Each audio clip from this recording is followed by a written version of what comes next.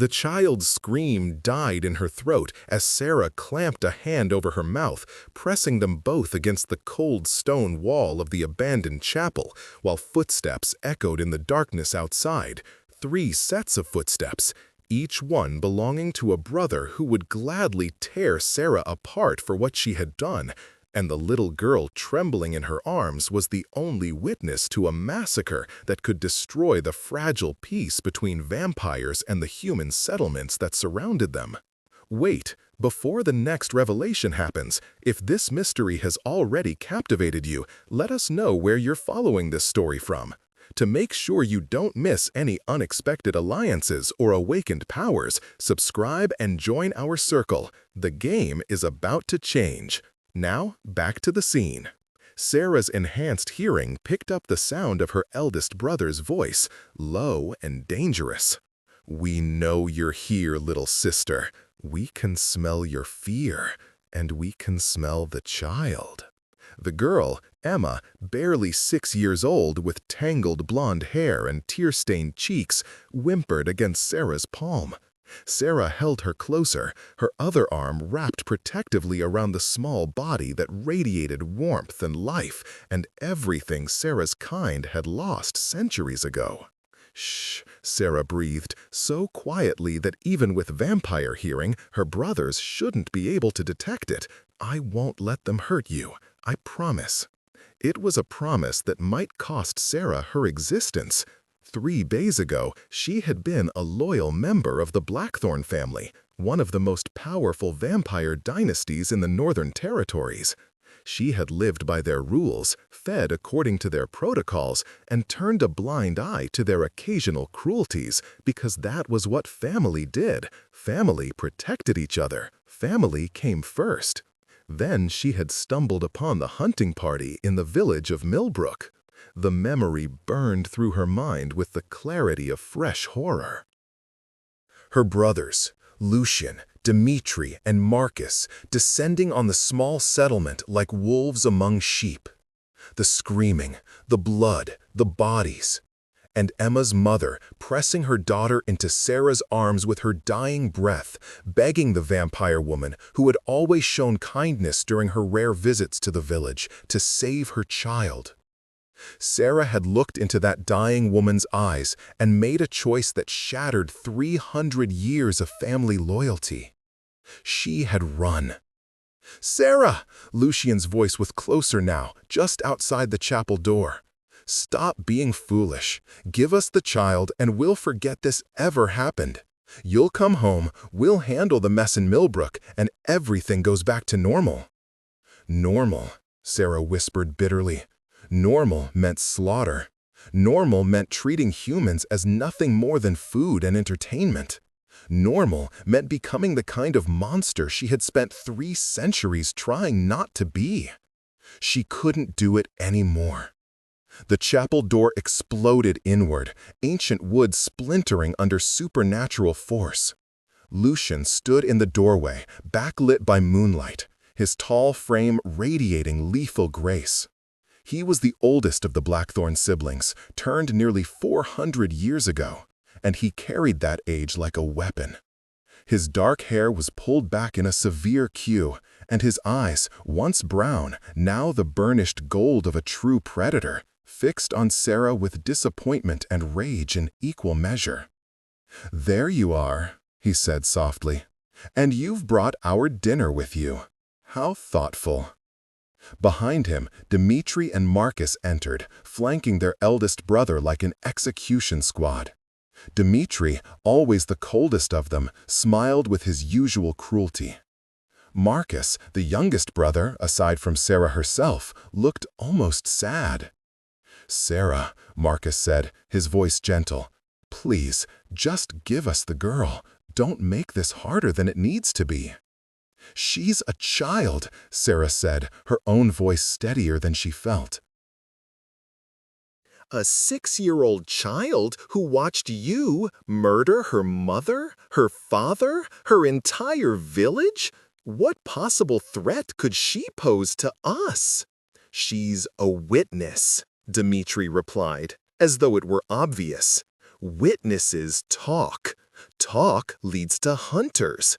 Hunters lead to stakes and fire and the end of everything we've built here. We've built nothing here. Sarah's voice rose despite herself. We've been parasites, feeding off these people, taking their blood and their lives, and giving nothing back. That's not building, that's destroying. Lucien's expression hardened. Careful, sister. You're starting to sound like a sympathizer. Like one of those weak-willed vampires who think we should coexist with our food. He took a step forward. We are apex predators. We don't coexist with prey. We consume it. Then maybe, Sarah said quietly, I don't want to be a predator anymore. The silence that followed was absolute. Even Emma seemed to sense the weight of those words, going perfectly still in Sarah's arms. Dmitri laughed, the sound harsh and mocking. Don't want to be a predator? Sarah, you can't just opt out of being what you are. You're a vampire. It's not a choice, it's a fact. But how I act on that fact is a choice, Sarah countered. I can choose to kill indiscriminately, or I can choose restraint.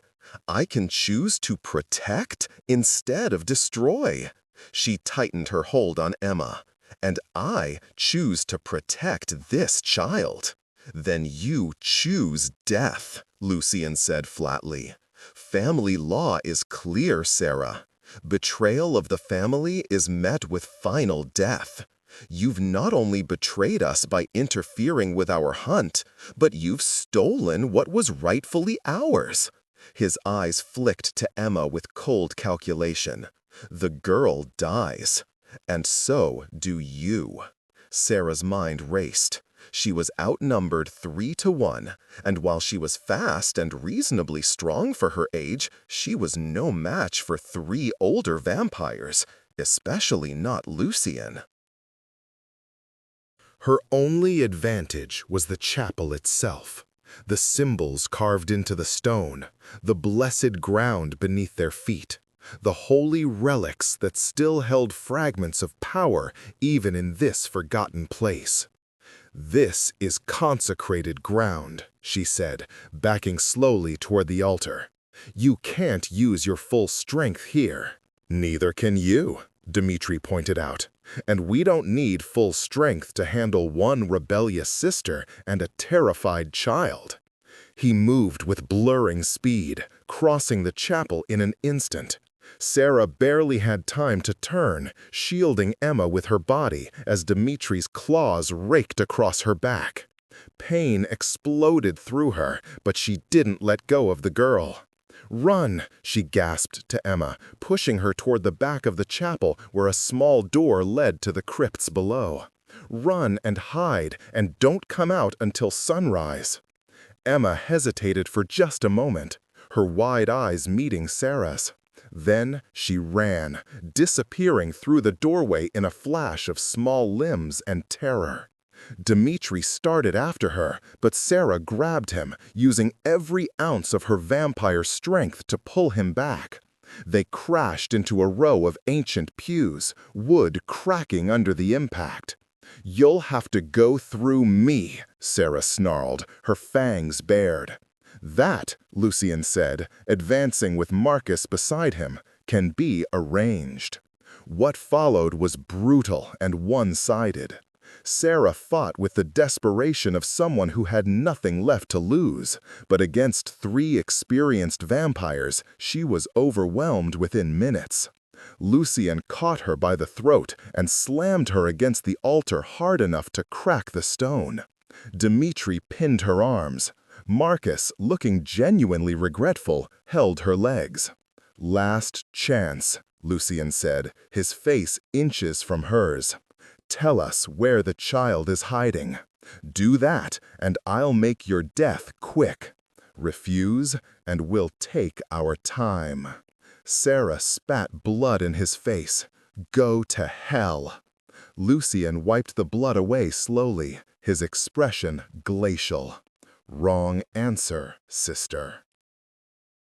The pain that followed was exquisite and terrible. Vampires couldn't easily kill each other. It required either complete exsanguination, decapitation, or exposure to sunlight. Lucian chose the first option, opening Sarah's throat with surgical precision and letting her immortal blood drain onto the chapel floor. As her vision dimmed and her strength faded, Sarah found herself thinking not of her impending death, but of Emma. Had the girl found a good hiding place? Would she stay hidden until dawn, when the brothers would be forced to seek shelter? Would someone find her, someone kind, who would take her somewhere safe? Please, Sarah thought, to whatever god might still listen to a vampire's prayers, please let her survive this. The world went dark. When Sarah opened her eyes again, she was lying in a pool of her own dried blood, still on the chapel floor. Sunlight streamed through the broken windows, casting everything in shades of gold and shadow. She was weak, so weak she could barely move, but she was alive. No, not alive, undead, but existing, somehow still existing. She forced herself to sit up, her head spinning. The chapel was empty. Her brothers had clearly fled at dawn, probably assuming she would finish dying on her own. The fact that she hadn't was either a miracle or a curse. She wasn't sure which. "Hello?" a small voice called from the shadows. Are you still you?" Emma, the child, had stayed. "I'm still me," Sarah managed, though her voice was a rasp. "You should have run when you had the chance." "You saved me," Emma said, emerging from behind the altar. Her dress was torn and dirty, and she looked exhausted, but she was unharmed. "Mama told me you were different from the others. She said you sometimes brought medicine when people were sick, even though you were one of them." Sarah closed her eyes. It was true. She had occasionally used the knowledge she had gained over centuries to help the humans in her territory, though always quietly, always secretly. She had told herself it was strategic, a way to keep the food supply healthy. But the truth was simpler and more damning. She had done it because some small part of her still remembered what it was like to be human, still cared about human suffering. "Your mother was kind to see it that way," Sarah said. "Most people just see the monster." "You're not a monster," Emma said firmly, with the absolute certainty of a child. "Monsters don't save people. Monsters don't get hurt protecting someone else." Sarah wanted to argue, wanted to explain all the ways she had been monstrous over her 3 centuries of existence, all the lives she had taken, all the blood she had spilled. But looking at Emma's trusting face, she couldn't find the words. "We need to leave," she said instead, forcing herself to stand. Her body screamed in protest, but she was already beginning to heal. It would take days to fully recover from the blood loss. The vampires were resilient. "Your brothers will come back tonight, and they'll search more thoroughly this time." "Where will we go?" Emma asked. That was the question, wasn't it? Sarah had no allies, no resources beyond what she could carry. The Blackthorn family controlled most of the northern territories, and they would spread word of her betrayal to every vampire court within 100 miles. She would be hunted, shunned, probably killed on sight by any vampire who wanted to curry favor with her family. But there was one place they might not look, one person who might possibly help. "We're going to the sanctum," Sarah said, making the decision even as she spoke. "It's a long journey, and it won't be easy. But if we can make it there, we might have a chance." The Sanctum was a legend among vampires, a neutral territory ruled by an ancient vampire named Theron who had supposedly turned his back on violence centuries ago. Some said it was a haven for supernatural creatures who wanted to live in peace. Others said it was a trap, that Theron collected and enslaved those who came seeking refuge. Sarah had never been there, had never even been sure it truly existed, but right now it was the only hope she had. They traveled by night, Sarah carrying Emma when the child grew too tired to walk. Sarah fed sparingly from animals, never humans, though her body craved the richer sustenance. Emma never complained, never asked to go back, never questioned Sarah's decisions. The child had a resilience that amazed and humbled her. On the third night of their journey, as they rested in an abandoned barn, Emma finally asked the question Sarah had been dreading. "What happened to my mama, and papa, and everyone else?" Sarah could have lied, should have lied, but Emma deserved the truth. "My brothers killed them," she said quietly. "It wasn't quick, and it wasn't merciful. I'm sorry, Emma. I'm so sorry." Emma was quiet for a long time, tears streaming silently down her cheeks. Then, "Will you kill them, your brothers, for what they did?" "I don't know if I can," Sarah admitted. "They're older than me, stronger, and they're my family, even after everything. Killing them—" She trailed off, unable to finish. "Family shouldn't hurt people," Emma said, with a wisdom beyond her years. "If they hurt people, they're not really family. They're just people who share your blood." Out of the mouths of babes, Sarah thought. The child had cut to the heart of it with devastating simplicity. They reached the sanctum on the 7th night, following directions Sarah had pieced together from old stories and rumors. It was hidden deep in an ancient forest, protected by wards that made Sarah's skin prickle as they crossed the threshold. The building itself was strange, part castle, part monastery, built from white stone that seemed to glow in the moonlight. 2 vampires stood guard at the entrance, both wearing simple gray robes. They watched as Sarah approached, Emma clutching her hand. "We seek sanctuary," Sarah said, the formal words feeling awkward on her tongue. "Sanctuary for myself and the human child under my protection." One of the guards disappeared inside. The other studied them with neutral eyes. "The Blackthorn daughter," he said after a moment. "Word of your betrayal has reached us. Your family has put a price on your head." "I know." Sarah met his gaze steadily. "I still seek sanctuary." The guard who had gone inside returned, accompanied by an older vampire whose mere presence commanded respect. He was tall and lean, with silver hair that fell past his shoulders, and eyes that had seen the turning of ages. This, Sarah realized, had to be Theron himself. "Sarah Blackthorn," Theron said, his voice carrying the weight of centuries. "You've caused quite a stir. Your brothers want you dead, and they're offering a substantial reward to anyone who delivers your head to them." He paused. "Why should I risk angering the Blackthorn family by offering you protection?" "Because I'm trying to be better than what I was," Sarah said simply. "Because I saved a child when I could have let her die. Because I think there has to be a way for our kind to exist without leaving rivers of blood in our wake." She squeezed Emma's hand. "And because if you turn us away, we're dead by sunrise." Theron studied her for a long moment, then looked down at Emma. "And you, child? Are you here of your own free will, or has this vampire compelled you?" Emma looked up at Theron with those serious eyes. "Sarah saved me. She protected me, even when her brothers hurt her for it. She's my friend." Something in Theron's expression softened. "Very well.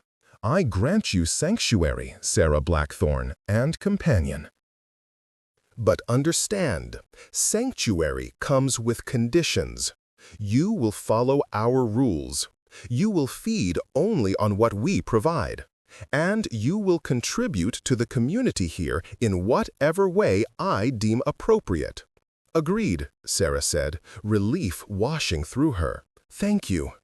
"Don't thank me yet," Theron said, but there was the hint of a smile on his lips. "You may find that living in peace is harder than living in violence. But come, you both look exhausted. Let's get you settled." The sanctum was unlike anything Sarah had ever experienced. It housed dozens of vampires, along with a surprising number of humans. Servants, yes, but also scholars, artists, and people who had simply chosen to live among vampires rather than fear them. There was a school where human children learned alongside young vampires who had been turned before reaching adulthood. A library that rivaled anything Sarah had seen in her 3 centuries. Workshops where vampires practiced crafts they had once known as humans, keeping those skills alive over the centuries. It was, improbably, a community. Emma was placed in the care of a human woman named Grace, who ran the school and had raised several orphaned children over the years. Sarah was given a small room in the eastern wing and assigned to work in the gardens. An ironic choice, she thought, for a creature who couldn't go out in the sun. But the night gardens were beautiful, filled with moon-blooming flowers and herbs used for the medicinal compounds the sanctum produced. She fell into a routine. Tend the gardens in the evening, attend community gatherings where vampires and humans ate together, talked together, even laughed together. Visit Emma during her lessons, watching the girl slowly heal from her trauma, making friends with other children who had been orphaned by supernatural violence. For the first time in 300 years, Sarah felt something close to peace. Then, 6 weeks after their arrival, the Blackthorn brothers came. Sarah was in the garden when she felt it, a disturbance in the wards that protected the sanctum, followed by the sensation of familiar presences. Her brothers had found her. She ran toward the main hall, where Theron was already assembling a defense. The vampires of the sanctum weren't warriors, but they stood together, ready to protect their home. "You don't have to fight them for me," Sarah said as she reached Theron's side. "I'll go with them. Just promise me you'll keep Emma safe." "No one is taking anyone," Theron said calmly. "Your brothers are outside the wards, demanding we surrender you. I've informed them that you're under my protection and that the sanctum doesn't recognize the authority of individual vampire families." "They'll attack," Sarah said urgently. "Lucian doesn't take no for an answer." "Then he'll learn a valuable lesson about consequences." Theron glanced at her. "You think too little of what we've built here, Sarah. This isn't just a collection of peaceful vampires hiding from the world. This is a fortress, protected by wards laid down by some of the oldest vampires in existence. Your brothers are powerful, but they're 3 against many, and they're standing on ground that actively resists violence." As if to prove his point, there was a thunderous sound from outside, like lightning striking, but deeper, more primal.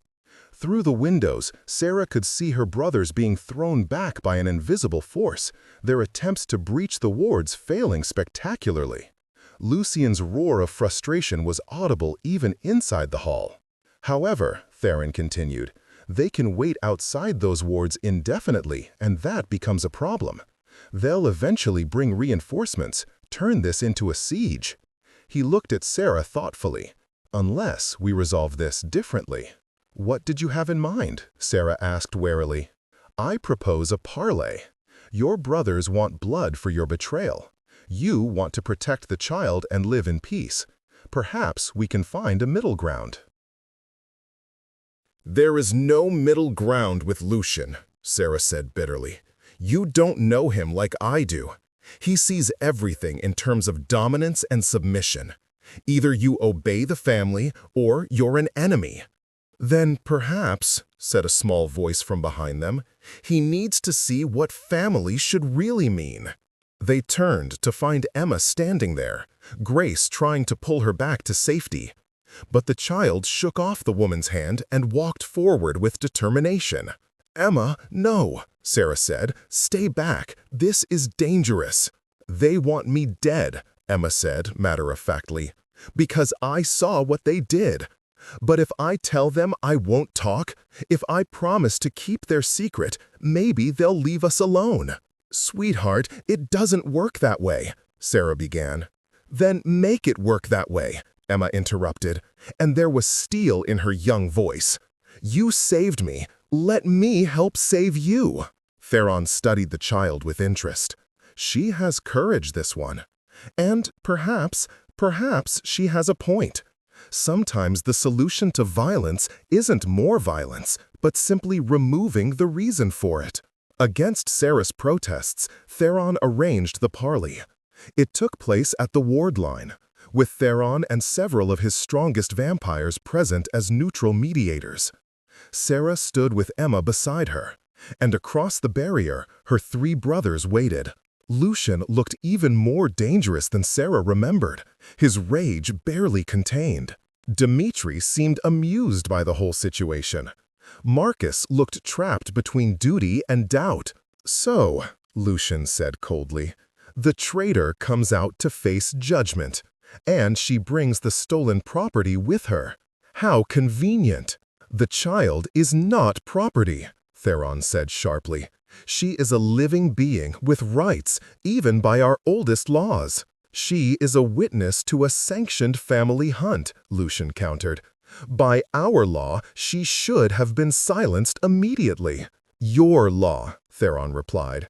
"Not our law, not universal law. The laws your family chooses to follow." Lucian's eyes narrowed. "Are you challenging the Blackthorn family's right to self-governance? I'm challenging your right to demand blood on neutral ground." Theron gestured to Emma. "But the child has something to say. I suggest you listen." Emma stepped forward, and Sarah's heart clenched with fear. But the girl's voice was steady as she addressed the brothers who had destroyed her world. "You killed my family," she said. "My mama, my papa, everyone I loved. You hurt them, and you would have killed me too if Sarah hadn't stopped you." She paused. "I remember your faces. I remember what you did. I'll remember it for the rest of my life." Dimitri started to speak, but Emma held up a hand with surprising authority for such a small child.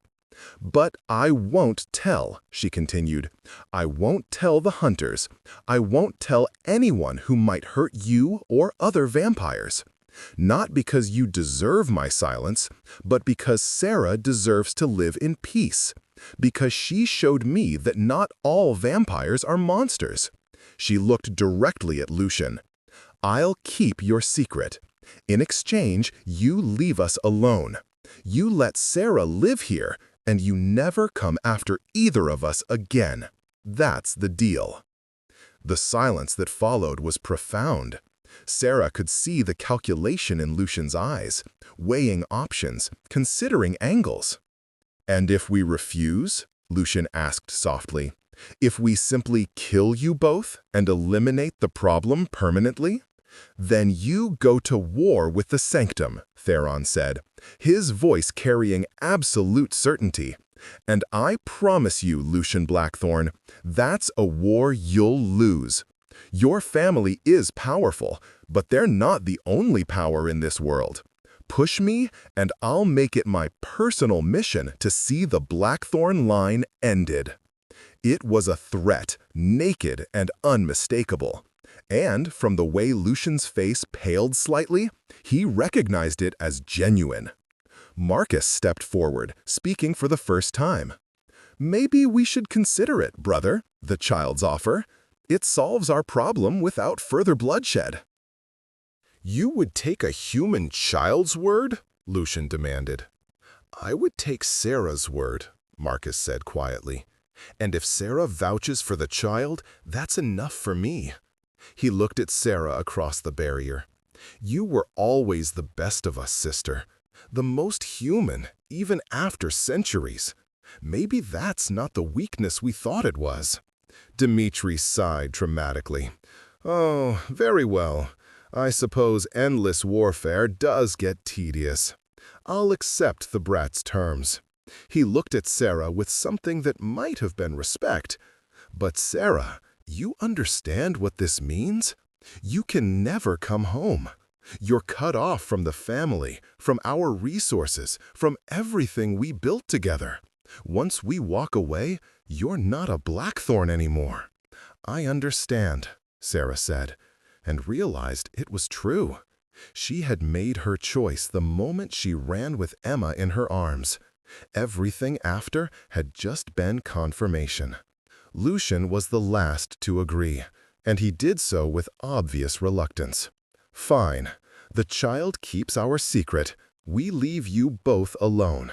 But Sarah, if I ever see you again, if you ever cross into our territory or interfere with family business, this deal is void.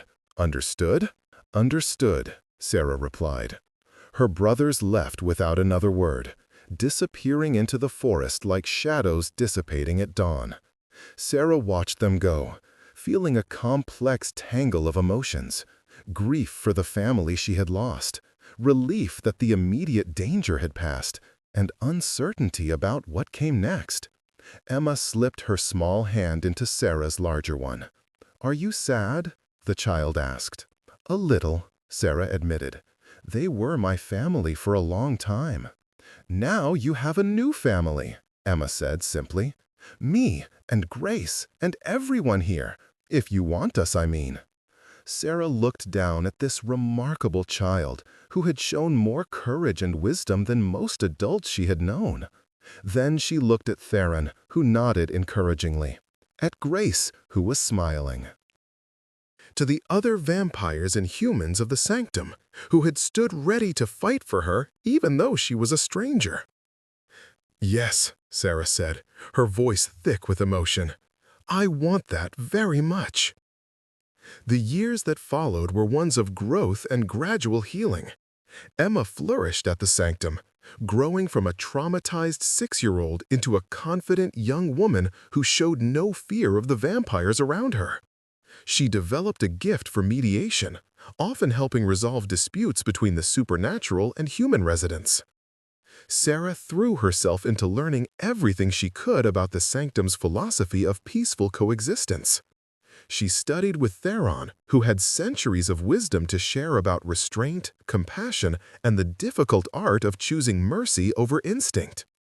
She worked with the other vampires to develop better feeding protocols, ways to sustain themselves without causing harm to the humans who donated blood willingly. It wasn't always easy.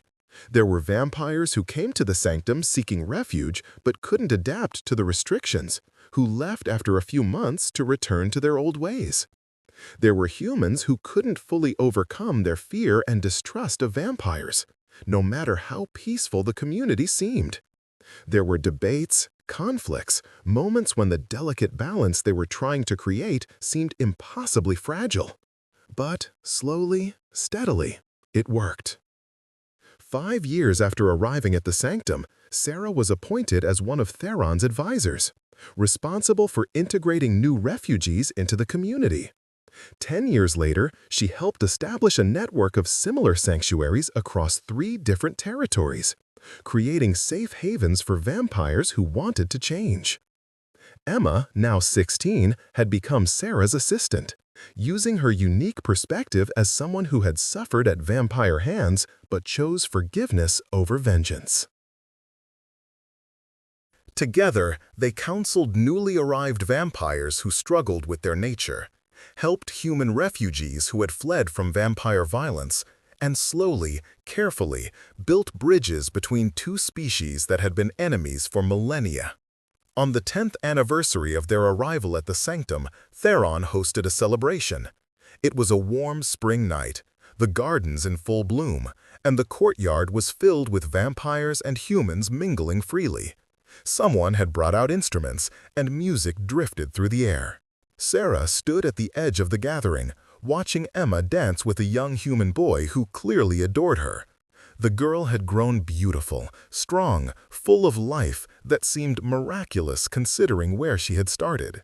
"You did well," Theron said, appearing at Sarah's side with his usual silent grace. "Both of you." "She did the hard part," Sarah said. "I just followed her lead." "No," Theron shook his head. "You made the first impossible choice, to save her when it would have been easier to look away. Everything after stemmed from that moment of courage." Sarah thought about that night in Millbrook, about Emma's mother pressing her daughter into Sarah's arms, about the choice that had cost her everything she thought she knew about family and loyalty, and what it meant to be a vampire. "I would do it again," she said quietly. "Every time I would make the same choice." "I know," Theron smiled.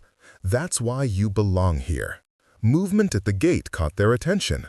One of the guards was leading 3 new arrivals into the courtyard. 2 vampires and a human woman who looked exhausted and frightened. Sarah recognized the vampires immediately. They were young, probably only a few decades old, and they had the haunted look of those who had committed atrocities they couldn't forget. The human was older, maybe in her 40s, with scars on her arms that suggested a long history of vampire attacks. "More refugees," Theron observed. "Will you handle the intake?" "Of course." Sarah started toward them, then paused. "Theron, thank you for taking a chance on me all those years ago." "Thank you for proving it wasn't a mistake," Theron replied. Sarah crossed the courtyard, Emma noticing and immediately coming to join her. Together, they approached the new arrivals, ready to offer them the same chance at redemption and peace that they had been given. "Welcome to the Sanctum," Sarah said, her voice warm. "I'm Sarah, and this is Emma. We're here to help you start over." The 2 young vampires exchanged glances, clearly surprised to be greeted by someone who understood their struggle. The human woman just looked around in wonder, as though unable to believe such a place could exist. "I'm Marcus," one of the vampires said, and Sarah's heart stopped. It wasn't her brother. This Marcus was younger, different features, different bearing. But the name was a painful reminder of what she had left behind. "I killed someone," the young vampire continued, his voice breaking. "A girl, maybe 18. I didn't mean to. I was so hungry, and I lost control, and now I can't stop seeing her face. My family said I should just forget about it, move on, but I—" He looked at Sarah with desperate eyes. "I don't want to be a monster. Can you help me? Can anyone help me?" Sarah felt Emma's hand slip into hers, steadying her. She looked at this young vampire who could have been her centuries ago, full of guilt and self-loathing and desperate need to be better than his nature. "Yes," she said firmly, "we can help you. It won't be easy, and it won't erase what you've done. But you can learn to be better. You can learn to live with humans instead of preying on them. You can find peace if you're willing to work for it." "Even after what I did?" Marcus asked, tears, rare for a vampire, streaming down his face. Emma stepped forward, releasing Sarah's hand to take the young vampires instead. "Especially after what you did," she said gently. "Because you can't change the past, but you can choose what kind of person you'll be going forward. And that choice, that's the most important one you'll ever make." The young vampire looked at their joined hands, human and vampire, victim sister and reformed predator, and something in his face shifted. Hope, fragile but real. "I want to change," he whispered. "Please teach me how." "We will," Sarah promised, "together." As she led the new arrivals toward the guest quarters, explaining the rules and routines of the sanctum, Sarah felt a profound sense of rightness settle over her. This was her purpose, the reason she had survived her brother's attempt to kill her. Not just to save one child, but to prove that redemption was possible, that vampires didn't have to be monsters, that humans and vampires could find common ground. The road ahead would be long and difficult, There would be setbacks, failures, moments of despair. But there would also be victories. Vampires who learned to control their bloodlust. Humans who learned to see past their fear. Alliances formed between species that had been enemies since time immemorial.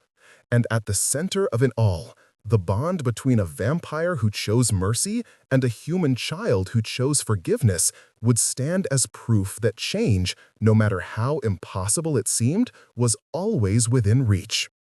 That night, long after the new refugees had been settled and the celebration had wound down, Sarah found Emma sitting in the garden where they had first worked together, all those years ago. The girl, no, young woman now, was staring up at the stars with a contemplative expression. "Thinking about your family?" Sarah asked, settling onto the bench beside her. "Sometimes," Emma admitted. "I'll always miss them. But you know what?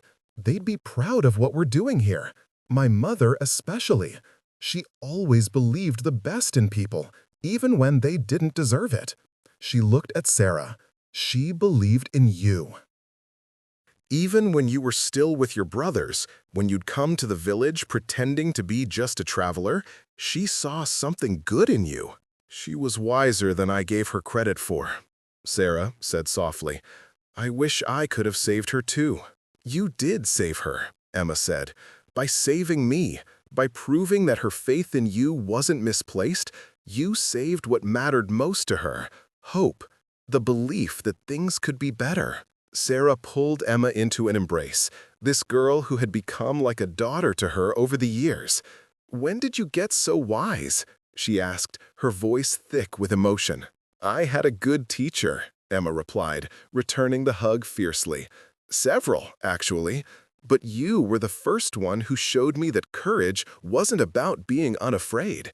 It was about being terrified and doing the right thing anyway." They sat together in comfortable silence, watching the moon trace its path across the sky. In the distance, Sarah could hear the sounds of the sanctum settling in for the night, vampires retiring to their chambers, humans finishing their evening routines, the peaceful rhythms of a community that shouldn't exist, but did. "Sarah," Emma said after a while, "do you ever wonder what would have happened if you hadn't been in Millbrook that night? If it had been one of the other vampires whom my mother begged for help?" "All the time," Sarah admitted, "and I'm terrified by the answer, because I don't think any of the others would have done what I did. They would have looked away, or worse, they would have finished the job." She paused. "Sometimes I think about all the other Emmas out there, in other villages, who didn't get saved, who died because the vampire who found them chose blood over mercy." "Then we keep building this," Emma said firmly. "We keep proving that another way is possible. And maybe, eventually, there won't be any more Emmas who need saving, because there won't be any more vampires who think slaughter is acceptable." "That's a beautiful dream," Sarah said. "Then let's make it real." Emma stood, pulling Sarah up with her. "Come on. Those new arrivals are probably still awake, scared, and uncertain. Let's go check on them, make sure they know they're safe here." As they walked back toward the main building, Sarah reflected on how much had changed since that terrible night when she had chosen a child's life over her family's approval. She had lost her brothers, yes, but she had gained something far more valuable: a purpose, a community, and a daughter in all but blood. The road to redemption was long and often painful, but for the first time in 300 years, Sarah was walking it with her head held high. 15 years after that first night in Millbrook, the sanctum had grown into something extraordinary. What had started as a single refuge now encompassed a network of 7 safe havens across the territories, each one following the model Theron had established. Hundreds of vampires had passed through, some staying permanently, others staying just enough to learn control before moving on to build peaceful lives elsewhere. Emma, now 21, had become renowned as a mediator between human and vampire communities. She traveled frequently, helping to establish protocols for peaceful coexistence, teaching humans that not all vampires were monsters, and vampires that not all humans were prey. Her reputation had spread far enough that she was often called to arbitrate disputes in territories that had no sanctuaries of their own. Sarah accompanied her on these missions, both as protector and advisor. Together, they had prevented 3 potential massacres, negotiated peace treaties between rival vampire families, and convinced 2 entire covens to adopt more humane feeding practices.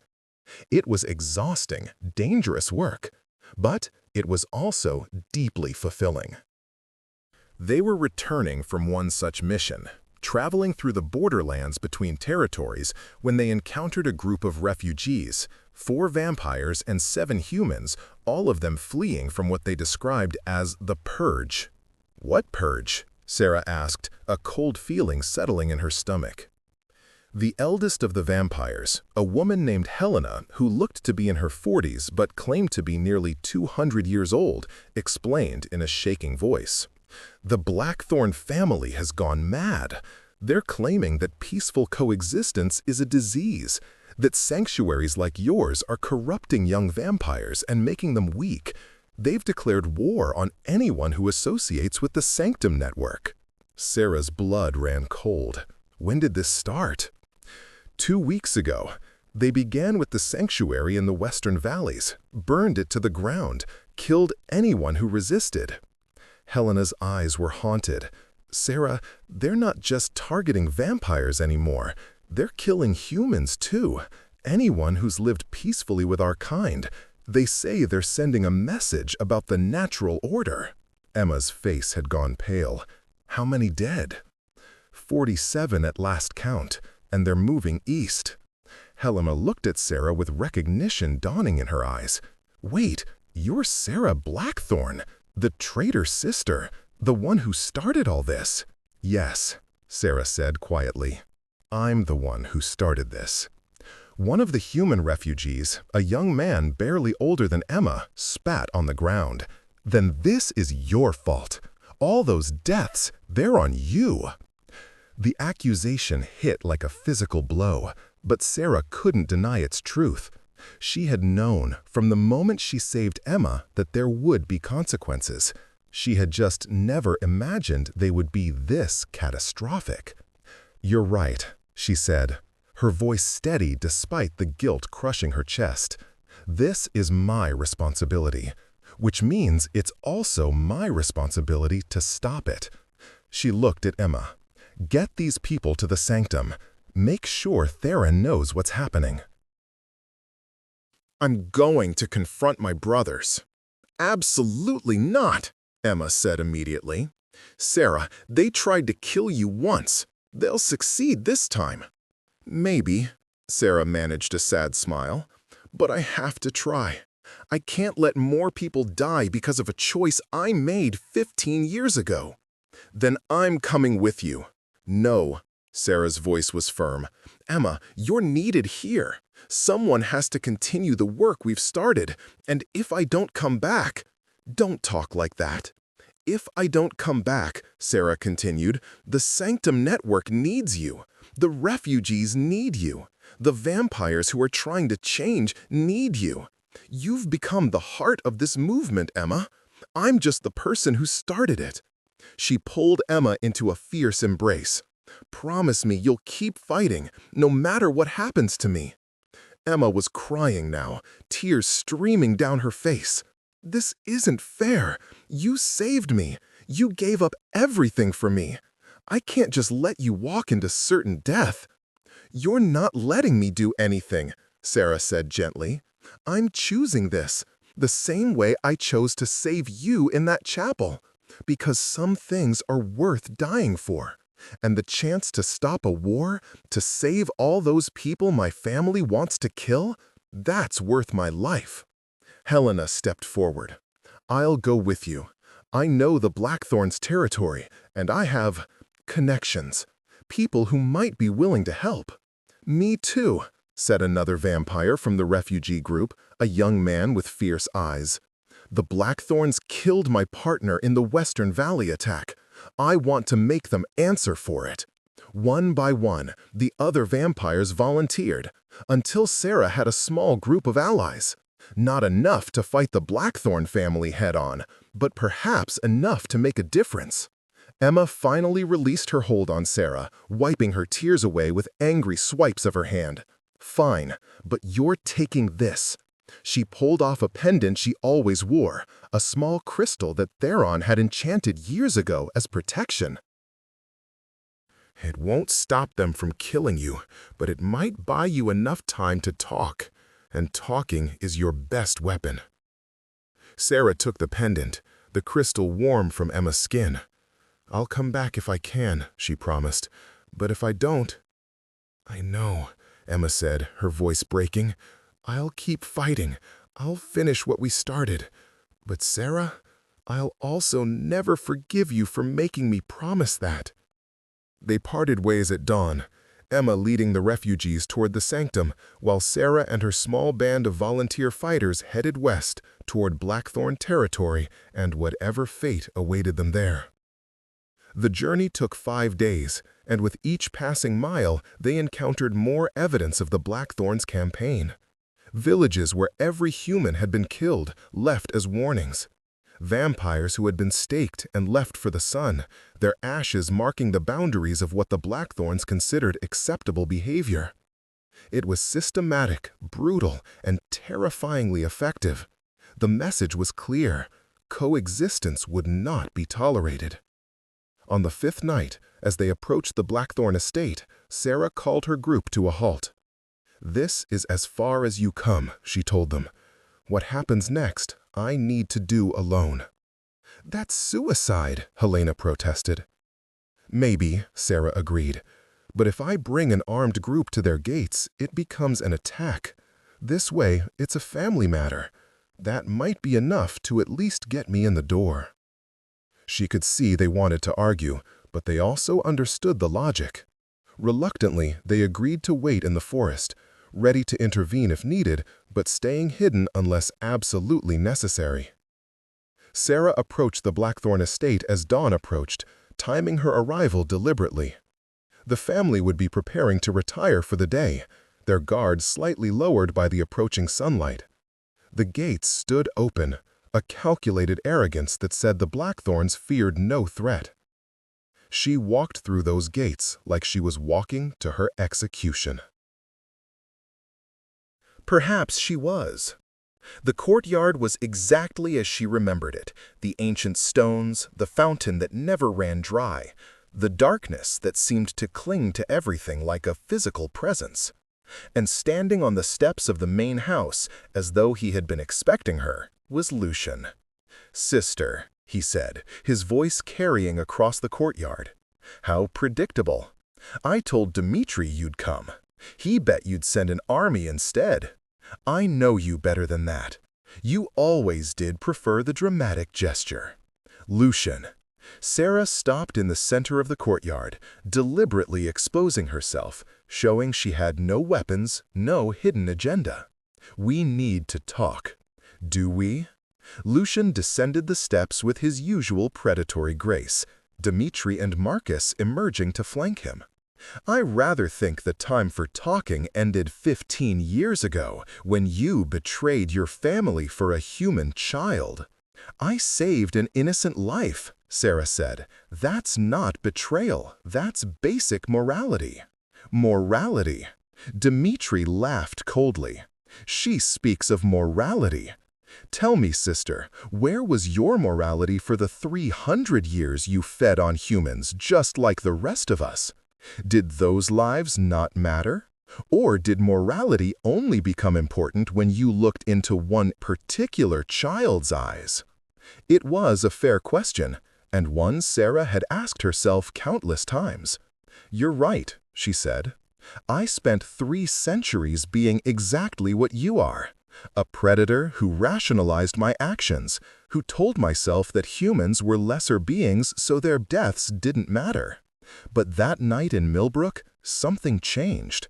I saw myself through human eyes, and I couldn't pretend anymore. So you decided to impose your newfound conscience on the rest of us?" Lucian said. You created your sanctuaries, spread your philosophy of peace and restraint, and now you've poisoned an entire generation of young vampires with weakness. I gave them a choice, Sarah countered, something we rarely offer our kind. The choice to be more than mindless killers. And in doing so, you've endangered all of us. Lucian's composure finally cracked, his voice rising with genuine anger. Do you know what happens when vampires start treating humans as equals? When we show weakness, restraint, compassion, we become vulnerable. We become targets. The only reason our kind has survived this long is because we maintained our position at the top of the food chain through fear and strength. Is that why you're killing innocents? Sarah demanded. Because you're afraid? Because the idea of vampires and humans coexist terrifies you? We're killing traitors, Dimitri corrected. Vampires who have forgotten what they are, and humans who enable that forgetting. It's not about fear, Sarah. It's about survival. Marcus, who had been silent until now, finally spoke. Is it, though? Or is it about control? He looked at Lucian. You said this was about preserving our way of life, but I've watched what we've done these past weeks. The villages we've destroyed, the families we've torn apart. That's not preservation, brother. That's slaughter. And it's making me wonder if Sarah was right all along. Lucian turned on Marcus with blazing eyes. Careful, brother. You're beginning to sound like her. Maybe that's not a bad thing, Marcus said quietly. Maybe we should listen to what she's been trying to tell us. But tension in the courtyard ratcheted up to dangerous levels. Sarah could sense violence brewing, could see the way Lucian's hands had curled into fists, the way Dimitri had shifted into a combat stance. Lucian, she said, drawing his attention back to her, I'm not here to fight you. I'm here to make you an offer. End this campaign, stop killing in the family name. In exchange, I'll dissolve the Sanctum Network.